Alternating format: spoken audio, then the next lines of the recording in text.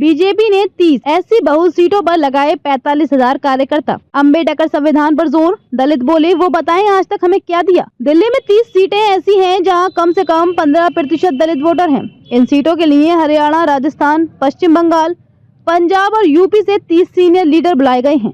ये बीजेपी की चुनावी कैंपेन के लिए काम कर रहे हैं। दलबीर सिंह बीजेपी में पदाधिकारी हैं और राजेंद्र नगर सीट की जिम्मेदारी संभाल रहे हैं। उनकी बातों से साफ है कि बीजेपी का दलित वोटर्स वाली सीटों पर ज्यादा फोकस है। दलितों के हिसाब से मुद्दों की लिस्ट बनाई जा रही है।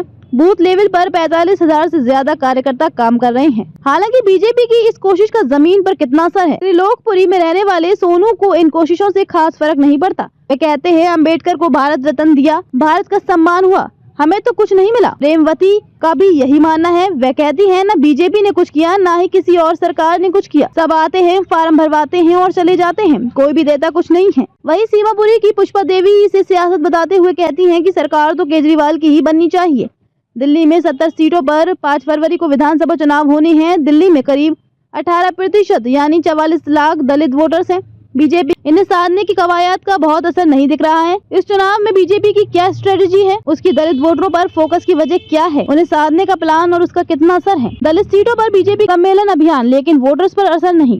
देश में 6 महीने पहले लोकसभा चुनाव हुए, तीसरी बार एनडीए की बहुमत वाली सरकार बनी, लेकिन बीजेपी बहुमत से चूक गई। बीजेपी को संविधान के लिए खतरा बताने का विपक्ष का दांव काम कर गया।